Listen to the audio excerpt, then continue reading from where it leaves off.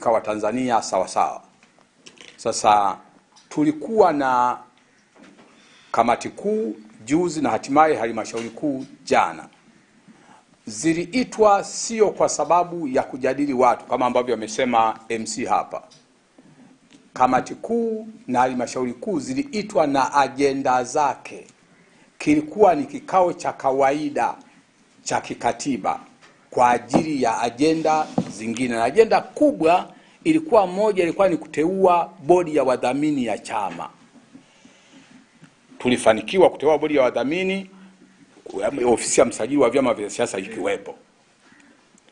Baada ya hapo, ajenda nyingine ilikuwa ni ajenda ya kupitia mpango kazi wa chama wa mwaka 2026 na bajeti yake. Ni kazi, kwa mujibu wa katiba, ni kazi ya halmashauri kuu kufanya hiyo kazi. Kwa ikafanyika hiyo kazi. Kitu kingine ilikuwa ni kupitisha mchakato wa maboresho ya katiba ya chama ambayo tuliazimia kwenye mkutano mkuu wa tarehe 7 mwezi wa 8 mwaka jana kwamba tukimaliza uchaguzi mkuu lazima tuifanyie maboresho katiba yetu vizuri, katiba ya chama hii hapa ambayo tunayo. Kwa hiyo hizo zilikuwa ni sehemu ya ajenda ambazo zilikuwa zimeita halmashauri kuu ya jana. Lakini ikatokea shida, na huu niweke vizuri, huu sio mgogoro. Ni tofauti na ambavyo watu wanaweza kufikiria. Hakukuwa na mgogoro ndani ya chama na hakuna mgogoro ndani ya chama. Kilichotokea, lilitokea tatizo. Likatolewa taarifa kwenye kamati kuu kwamba hapa kuna tatizo. Kwa kamati kuu ilijadili tatizo, na tatizo lilikuwa linamhusu mtu mmoja. Maana hapa umeuliza kwamba sasa ofisi ya katibu mkuu ni kubwa na watu ni wengi, ni akina nani wanafuatana naye? Tuhuma hizi zilikuwa zinamhusu mtu personally, sio ofisi. Ni mtu binafsi. Na ndio maana zimejadiliwa, amepewa nafasi ya kujieleza kwenye kamati kuu, na yeye mwenyewe akakiri hizo tuhuma na akaomba kwenye kikao cha kamati kuu ikiwa kimekaa hapa, akaomba kujihuzuru. Kwa hiyo alijua kwamba hakuna watu wengine ambao wanasaidiana naye kwenye hiyo tuhuma, na ndio maana hizo tuhuma zilianzishwa na secretariat ambao ndio chombo anachofanya nacho kazi, ambacho chombo ambacho yeye ni mwenyekiti. Kwa kama kungekuwa na mtu mwingine ambao anashirikiana naye, secretariat ingemuunganisha. Kwa hiyo iko namna hiyo. Nilikuwa nataka kwanza kwenye hilo lieleweke, kwa sababu maswali mlivyouliza nikana kwamba huenda kuna kokoro hapa, huenda kuna watu wengine inabidi wakokotwe pamoja naye. Na amesema vizuri mwenyekiti kwamba tunakokwenda, kama tutagundua yoyote alikuwa mshirika wa matendo hayo, naye atashtakiwa kwa mujibu wa katiba kwenye vikao vya chama na ataadhibiwa. Kila mtu ataadhibiwa kwa wakati wake na kwa kosa lake. Lakini haiwezi kuwa kosa moja la mtu mmoja yani samaki mmoja akioza tenga zima. Ulikuwa msemo wa zamani huo, sio? Sasa hivi samaki mmoja akioza tunamtoa aliyeoza, tunaendelea na walio wazima, sio? Haiwezi kuwa samaki mmoja akioza tenga zima. Kwa hiyo hatuwezi kwenda na huo msemo, na haiko namna hiyo. Sasa program ni nini? Sisi baada ya kumaliza hili tunaendelea na kazi za chama. Leo tukimaliza hapa kikao hiki na nyie, ambacho tulitaka tupeleke huo ujumbe kwa umma, tuna kikao viongozi wakuu pamoja na wabunge, ili tuweze kukaa pamoja, tuweze kuchakata tunatafutaje rasilimali za kuhakikisha hiki chama kinakwenda mbele. Tunao wadau wanatuchangia, lakini wadau peke yake hawezi kuendesha chama hiki. Lazima na sisi tuchangie, na tumepitisha jana kwamba kila kiongozi wa chama hiki atachangia chama ili kuweze kusonga mbele. Kwa hiyo tutakaa kikao leo ili kuweza kupanga hiyo plan.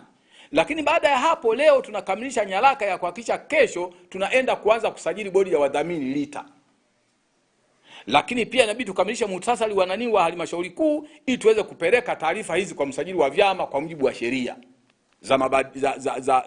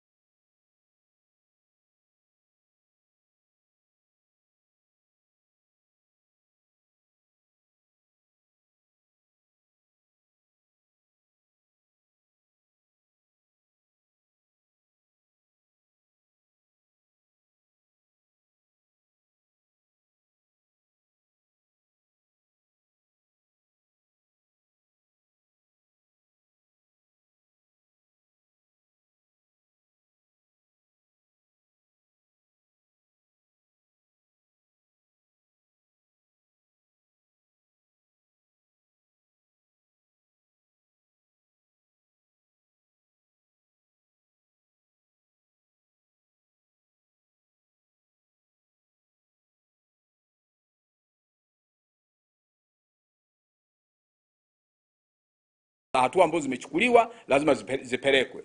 Lakini baada ya hapo tumepitisha mchakato wa kuboresha katiba yetu, na ikikuwa kipaumbele chetu cha kwanza, na tulishasema tena hapa, waraka wa kukusanyia maoni ulishakamilika. Hatua inayofuata ni kushuka kwenda kukutana na kamati tendaji za mikoa mbalimbali, na ndio maana hapa wako wenyeviti wa mikoa kadhaa, na ndio kimsingi ndio wajumbe wa halmashauri kuu. Kwa tumewaeleza na wanashuka kwenda kujipanga ili kuita kamati tendaji za mikoa yao kuanza kukusanya maoni ya maboresho ya katiba. Lakini kuna kazi ya kufanya ya siasa. Tutakwenda ili tuweze kuwaongoza Watanzania namna ya kudai kupewa katiba ya nchi, kwa sababu sisi Chauma tulishaenda hatua mbele. Tulipounda kamati ya kushughulikia maboresho ya katiba ya chama, tuliunda pia kamati ya kushughulikia kupata ibara za katiba ya nchi ambazo ni vikwazo, ambazo tukianza kuandika katiba lazima zibadilishwe. Kwa lazima sisi Chauma tukienda kwa wananchi, hatutapiga kelele tu kwamba katiba hii ni mbaya na nini. Lazima tuwaambie Watanzania ni vifungu vipi au ibara zipi za katiba zinazokwaza maendeleo yao, ili kianza kuandika katiba wapiganie ziondoke.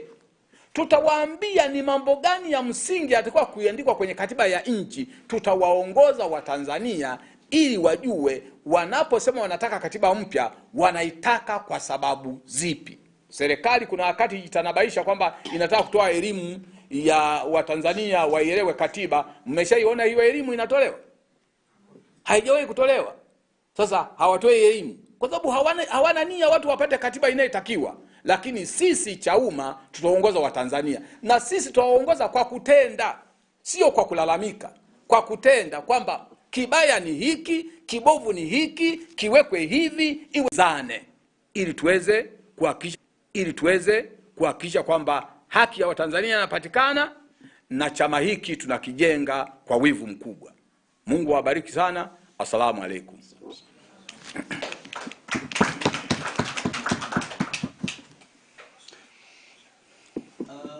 Waheshimiwa wanahabari, kama kuna mtu ana swali basi tupokee mikono ili karibu katibu mkuu aweze kujibu. Kuna issue ya mikutano ya hadhara. Je, uiseme? Lazima uziko. Kwa hiyo sisi Chadema hawezi kutufanya hivi, tutakwenda. Ndio. Hivi karibuni tumeshuhudia waziri wa mambo ya ndani akipiga marufuku swala la kutolewa vibali vya mikutano kwa vyama vya siasa. Tunafahamu Chauma mlikuwa bado hajaanza kufanya mikutano. Kama chama, msimamo wenu hasa ni upi kuhusiana na vizuio hivi? Mnakubaliana na kile kilichoelezwa na kiongozi huyu wa waziri, ni mamlaka husika, na hasa kuhusiana na kile ambacho kimekuwa kikijadiliwa mtandaoni juu ya mamlaka alionayo na kuagiza na kutoa tamko kama hilo? Msimamo wa chama ni upi? Asante. Kama kuna swali lingine ndio tujibu pamoja. Ndio kaka. Asante. Mimi nilikuwa naulizia kuhusiana na hayo mageuzi ya katiba yenu kwanza, chana na hiyo katiba ya nini? Ndio. Ya taifa. Ndio. Je, yamegusia maeneo gani katika hiyo katiba yenu? Au katika mabadiliko mliyofanya? Lakini swali langu lingine ni kuhusiana na ulipotolea ufafanuzi kuhusiana na anayetuhumiwa kufanya hayo makosa. Ndio. Je, kwa sasa hivi yeye atabaki kama nani? Kada wa kawaida au ni nani? Na katiba yenu inasemaje ikiwa mtu ametenguliwa? Je, anaruhusiwa kuishiriki kwenye vikao vya maamuzi au ndio inakuwa moja kwa moja? Asante. Nianze na la mwisho. Maana tabia yangu na mnaijua. Naanzaga na la mwisho ambao watu wote bado wanalikumbuka. Kwamba baada ya Salum Mwalimu kutenguliwa uteuzi wake wa ukatibu mkuu, atakuwa nani kwenye chama? Atakuwa mwanachama wa kawaida. na katibu mkuu aliyetenguliwa. Atashiriki vikao vya maamuzi, atashiriki vikao vya maamuzi kwenye tawi lake, kwa sababu kwenye tawi la chama kila mwanachama ni mjumbe wa mkutano mkuu wa tawi. Wanayeshiriki vikao vya maamuzi kwenye vikao kama kamati kuu, halmashauri kuu, mkutano mkuu, kamati tendaji ya jimbo, ya mkoa, ni viongozi na wametajwa na katiba. Sasa kama akiwa bado hana uongozi wowote, atashiriki maamuzi ya mkutano mkuu wa tawi lake. Ndio utaratibu wa kawaida. Kwa hiyo sasa hivi ni mwanachama wa kawaida, kwa hiyo atashiriki katika capacity hiyo kama mwanachama wa kawaida.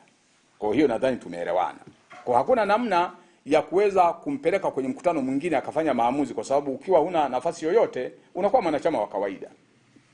Sasa cha pili, kwenye maboresho ya katiba ya chama, umesema tuache ya nchi, kwenye ya chama ni mambo gani hasa yanaboreshwa? Sasa ni hivi kaka, nimesema ndo tunaanza mchakato ambacho kimeandaliwa na kimeshushwa kwenye ngazi za mikoa.